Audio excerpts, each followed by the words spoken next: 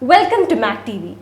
Today we have with us Mr. Nirmal Abraham, a renowned columnist, corporate trainer, political analyst who has published articles and has taken part in discussions and debates in the mainstream media outlets in India.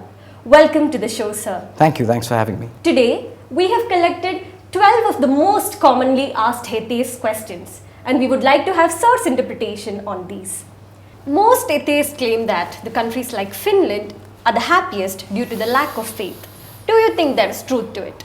I think Finland is one of the most happiest nations in the world. That is true, but to say that they're happy because of the lack of faith is absolutely wrong. That argument is invalid. Why? Because Finland is happy, or countries like Finland, Scandinavian countries, are essentially happy because of the extensive welfare benefits that they receive. There's free education, free healthcare, great quality of life, great quality of institutions, guaranteed pensions. Finnish education, for instance, is considered one of the best in the world because they have fewer class hours, longer break hours, no exams till they're 16, no homeworks, continuous monitoring by the same teacher over a long period of time. These are some of the documented reasons as to why they're happy. So to say that Finland is happy because of the lack of faith, or Norway is happy because of the lack of faith, is absolutely wrong. So even if that was the case, I wouldn't call them atheist nations, because Finland is a country which is predominantly a Christian country with 70% Christian population. Take Norway, another Scandinavian nation, it has a 75% Christian population. Denmark has 76% Christian population. So how would you call a predominantly Christian country an atheist nation is my question. But if you were to take examples of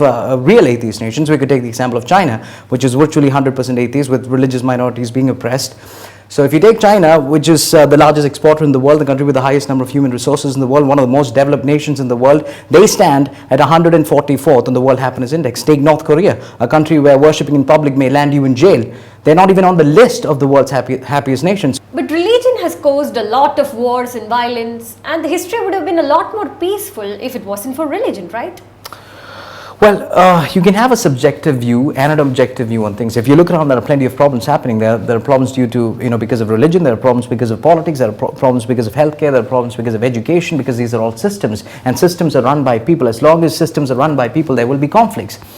But I think to get into an objective argument, we have to look at the facts. If you look at the facts, there have been 1,763 wars that have happened so far on planet Earth, for various reasons, out of which only 123 wars have happened because of religion.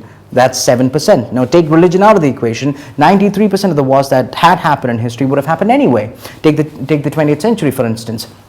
The 20th century is known for the most number of mass murders. In fact, more people died in the 20th century than all previous 19th centuries combined. There's an article on the Wall Street Journal titled 100 Years of Communism and 100 Million Dead, which essentially implies that all of the mass murderers, serial killers and dictators of the 20th century were all atheists or agnostic. Joseph Stalin of Soviet Union, Mao Zedong of China, Pol Pot of Cambodia, Tan Shui, Kim Jong-il of North Korea, serial killers like Ted Bundy, Jeffrey Dahmer, Jim Jones, all of these people had one thing in common, that was they never believed in God. In fact, Jeffrey Dahmer in one of his interviews said that he doesn't fear God, hence he isn't fearful of consequences, so he did what he did. He killed 13 young men and he ate some of them. So this is actually what happens when you completely reject faith, and history has shown us that. But have you conveniently avoided Hitler from the list?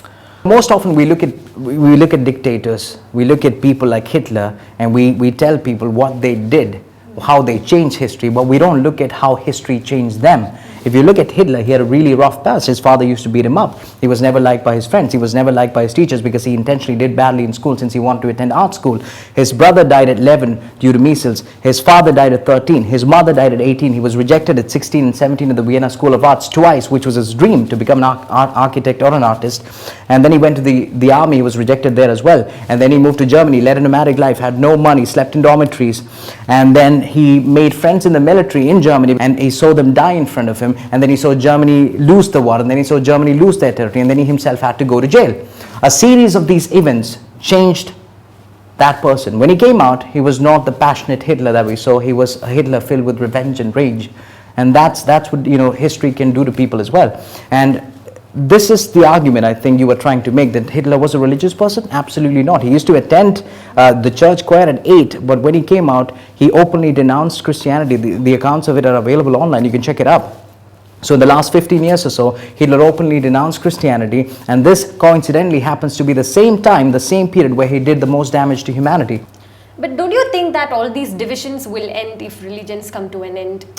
Well, I think it's wrong to say that way, because even Hitler, why is it that people think Hitler is a religious extremist? He is not a religious extremist. What Hitler did to Jews had nothing to do with religion, but he was all about race. He believed his race was superior, and the Jewish race, he had to wipe them out. That's what he thought. So I don't think he's a religious extremist, he's a racist. Plus, to answer your question, how do you really think that getting rid of religion would end all the violence and the riots and the division? I don't think so, because look at the United States. What's happening there?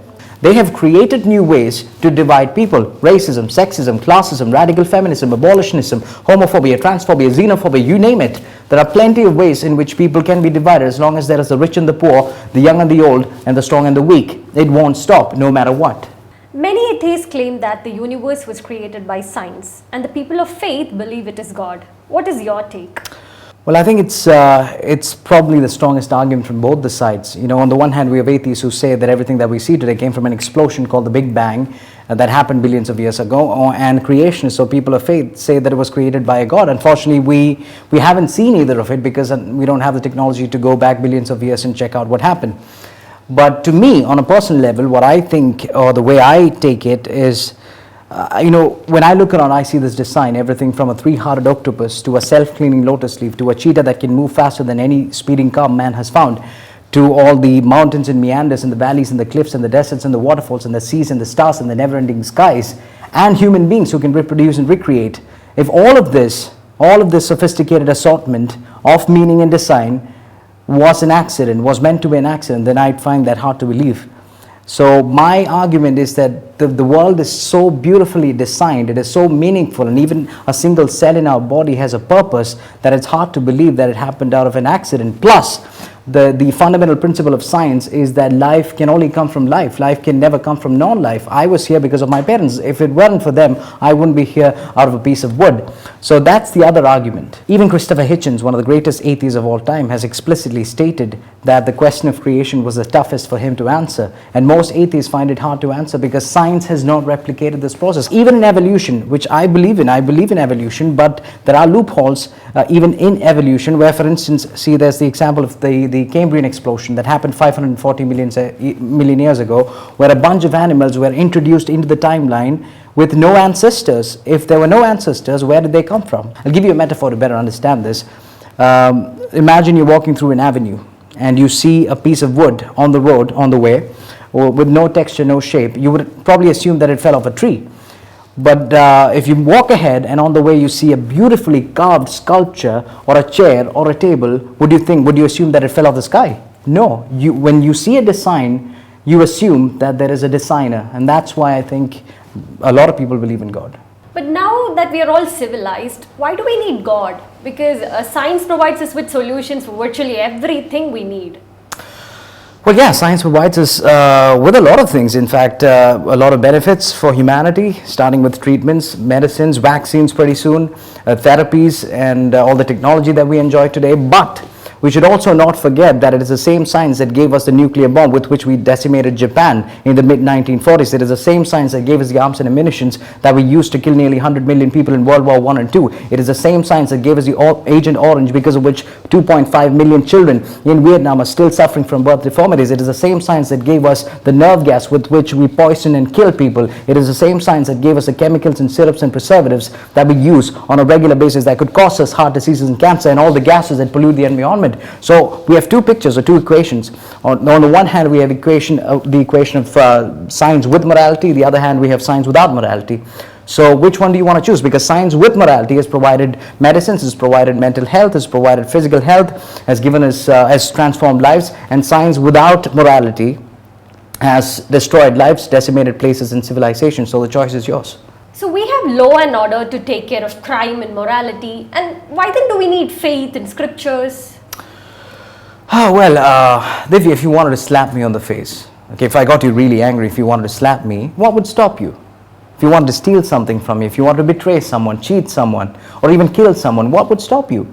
Because, see, law and order is something that comes as a consequence. It doesn't stop you from doing anything. You can slap me, you can kill me, and still get away with it if you have the money, the power, the influence, the people on top, and a good advocate to speak it out in court. And with the loopholes we have in law, we can easily get away with it. You can see there are countless, examples of celebrities out there who have done heinous crimes and are walking free. So that's the problem with law and order. It is consequential in nature. It does not stop you from doing something as long as you have the money and the power and the influence. Whereas morality provides you guidelines as to what is good and bad. It teaches you compassion, care, concern, love, trust, faith, none of which are taught in a geography class or a science class or a mathematics class. That's why we need morality to go hand in hand with science and law and order. Because a person of morals wouldn't do that. If Hitler was a person of morals, he wouldn't have killed off so many people. If Stalin was a person of morals, he wouldn't have done that. He wouldn't have done what he did. Again, law and order does not bring back what is lost. If you kill me, okay, you might get punished. That's the best law and order can do. They cannot give me back to my parents. They cannot, take back the suffering that me and my family had to go through. That's the problem with law and order. We need morality so that people are given guidelines as to how to lead a good life and how to respect each other. But don't you think that the introduction of strict laws will end all these crimes? Absolutely not.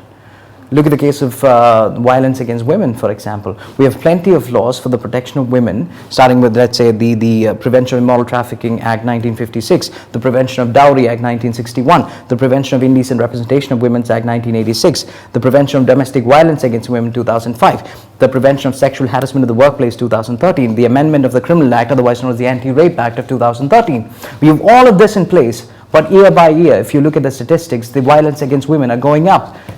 So if law and order could actually prevent that, why is it that we are seeing more and more violence happening in countries sliding down the safety index?